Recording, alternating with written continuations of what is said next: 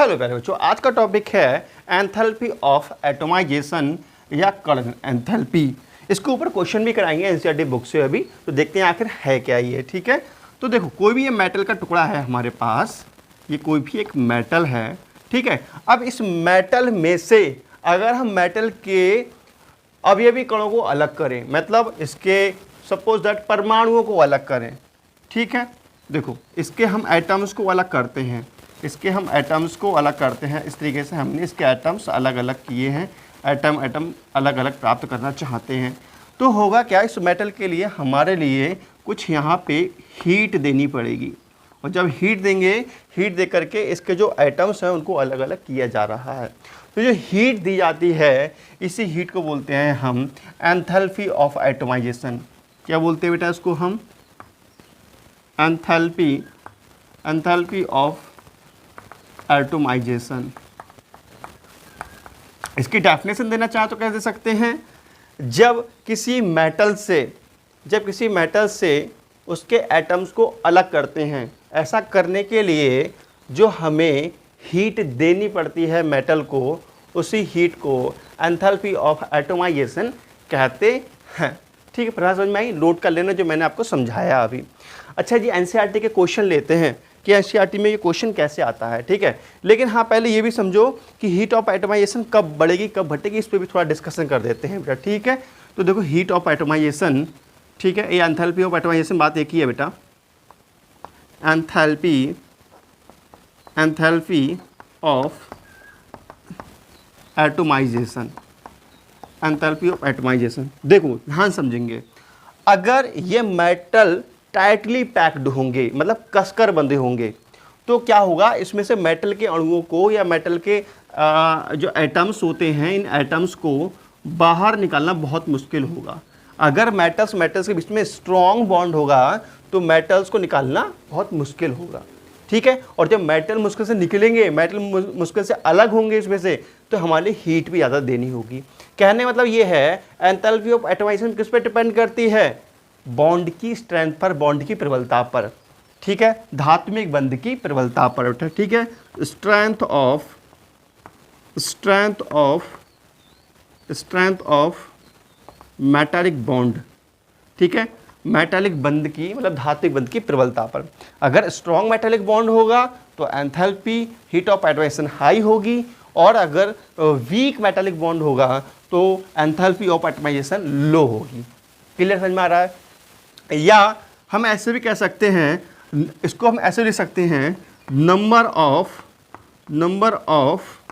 Unpaired electron. ठीक है, number of unpaired electron या number of valence electron, number of balance electron या unpaired electron.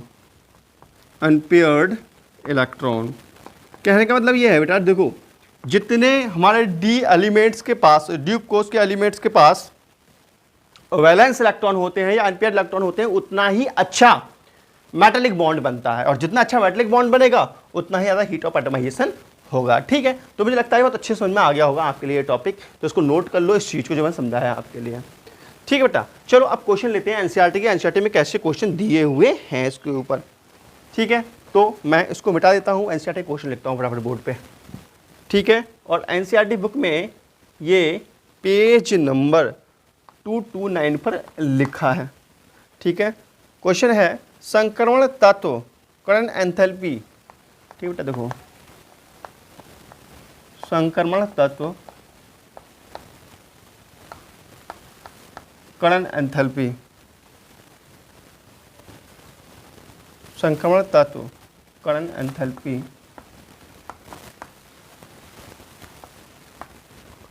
के उच्च मान क्यों दर्शाते हैं?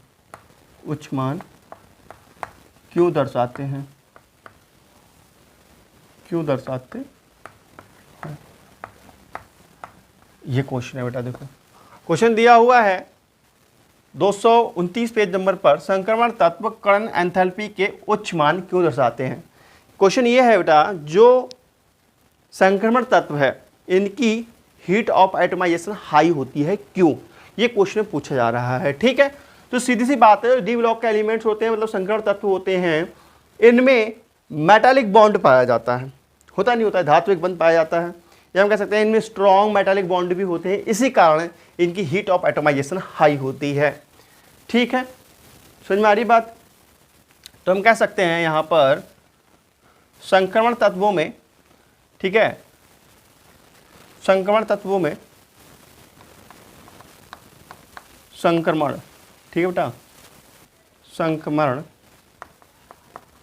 तत्वों के धात्विक बंध मजबूत होते हैं। ठीक है बेटा, के मेटालिक बॉन्ड स्ट्रॉन्ग होते हैं, स्ट्रॉन्ग होते हैं। इसी कारण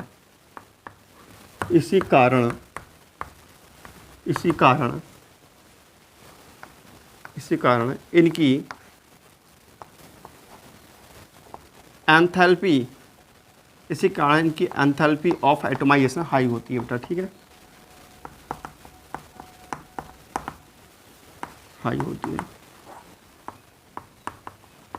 ठीक है, तो S और P की तुलना में इनके जो मेटालिक बॉन्ड होते हैं वो मजबूत होते हैं। ठीक है बेटा, तो मैं यहाँ लिख सकते हैं चाहो तो S and P block, S and P block की तुलना में संक्रमण तत्वों के मेटालिक बॉन्ड मजबूत होते हैं। ठीक है, और मेटालिक बॉन्ड के बारे में अच्छे से पढ़ा चुका हूँ आप लोगों के लिए। ठीक है बेटा, थोड़ा अच्छा हो समझो एग्जाम्पल से इस चीज़ को। देखो, जैसे स्कैंडियम है, संक्रमण तत्व है, 21 इलेक्ट्रॉनिक विन्यास होता है, वो होता है, इसका एटॉमिक नंबर होता है, तो इसको लिख सकते हैं 4s2 3d1। ठीक है, तो यहाँ पे जो मेटालिक बॉन्ड में भाग लेने वाले इलेक्ट्रॉन वो कितने हैं, 3 इलेक्ट्रॉन है बेटा, ये 3 इलेक्ट्रॉन से मेटालिक बॉन्ड बनता है। जबकि अगर हम देखें सोडियम एस ब्लॉक का एलिमेंट्स है, 11 एटॉमिक नंबर है, तो 1s2 2s2 2p6 3s1, तो यहाँ पे ओनली ये मेटालिक बॉन्ड में भाग लेता है बेटा, मेटालिक बॉन्ड में भाग लेता है। ठीक है, तो यहाँ पे 1 इलेक्ट्रॉन का मेटालिक बॉन्ड है, तो सीधी सी बात है ये वाला स्ट्रॉन्ग मेटालिक बॉन्ड होगा। ठीक है, ये क्या है, ये स्ट्रॉन्ग मेटालिक बॉन्ड होगा, और स्ट्रॉन्ग मेटालिक बॉन्ड होने के कारण ये क्या होगा, स्ट्रॉन्ग मेटालिक बॉन्ड। ठीक है, स्ट्रॉन्ग मेटालिक बॉन्ड होने के कारण इसकी हीट ऑफ एटोमाइजेशन हाई होगी। ठीक है, आई बात समझ में। तो इसकी हीट ऑफ एटोमाइजेशन हाई होती है, आपको समझिएगा क्यों होती है बेटा। नेक्स्ट क्वेश्चन देखते हैं, एनसीईआरटी बुक का पाठ निहित प्रश्न है, पेज नंबर 229 पर 8.2 ये वाला क्वेश्चन। ठीक है, 3D सीरीज में स्कैंडियम से जिंक में, ठीक है बेटा, 3D सीरीज में 3D सीरीज लिख लो, 3D सीरीज स्कैंडियम से जिंक में जिंक की कर्ण एंथैल्पी का मान सबसे कम होता है, ऐसा क्यों। ठीक है, तो देखते हैं बेटा इसको। देखो स्कैंडियम, ठीक है, स्कैंडियम का 21 होता है। ठीक है बेटा, तो उसका देखते हैं 4s2 3d1। ठीक है, अच्छा जी, अच्छा स्कैंडियम बात क्या आता है, टाइटेनियम आता है, इसका 22 होता है। इसका देखते हैं 4s2 3d2। ऐसे ही लास्ट जो एलिमेंट आता है जिंक, इसका 30 होता है, और इसका इलेक्ट्रॉनिक कॉन्फ़िगरेशन होगा 4s2 3d10, 4s2 3d10। ठीक है, तो यहाँ पर ये भी मेटालिक बॉन्ड बनाता है, ये भी मेटालिक बॉन्ड बनाएगा बेटा, मेटालिक बॉन्ड, और ये भी मेटालिक बॉन्ड, दोनों मिलकर के मेटालिक बॉन्ड का फॉर्मेशन करते हैं। ठीक है, और कुल मिलाकर के यहाँ 3 इलेक्ट्रॉन्स का मेटालिक बॉन्ड होता है। यहाँ पर देखें तो ये और ये दोनों मिलकर के मेटालिक बॉन्ड बनाते हैं, दोनों ही मेटालिक बॉन्ड बनाते हैं, और टोटल इलेक्ट्रॉन कितने होते हैं, 4 इलेक्ट्रॉनों का मेटालिक बॉन्ड बनता है इसमें, हम देखते हैं इसमें। ठीक है बेटा, यहाँ देखते हैं जो 3D है ये तो बॉन्ड बनाएगा ही नहीं क्योंकि फुलफिल भरा हुआ है, 3d10 है। 4s2 है, ये मेटालिक बॉन्ड बनाता है, ये मेटालिक बॉन्ड बनाता है। ठीक है, और 2 इलेक्ट्रॉनों का मेटालिक बॉन्ड बनेगा इसमें, देखो 2 इलेक्ट्रॉनों का मेटालिक बॉन्ड। तो आप देख रहे हैं कि इसका मेटालिक बॉन्ड सबसे कमजोर है, मात्र 2 इलेक्ट्रॉन से मिलकर बना है, और इसका मेटालिक बॉन्ड स्ट्रॉन्ग है, इसका भी मेटालिक बॉन्ड स्ट्रॉन्ग है। तो कुल मिलाकर के ये बात है कि जिंक का मेटालिक बॉन्ड वीक होता है, और जब वीक मेटालिक बॉन्ड होता है तो इससे आसानी से हम एटम्स को अलग कर सकते हैं, तो यहाँ पे कम ऊष्मा हमें देनी पड़ती है, कम हीट देनी पड़ती है, इसी कारण इसकी हीट ऑफ एटोमाइजेशन लो होती है या कम होती है। ठीक है, तो इसका आंसर हम लिख सकते हैं बेटा 3D सीरीज में 3D सीरीज में जिंक का हीट ऑफ एटमाइजेशन या enthalpy of atomisation, enthalpy of atomisation कम होता है, कम होती है या कम होता है, कम होती है, क्योंकि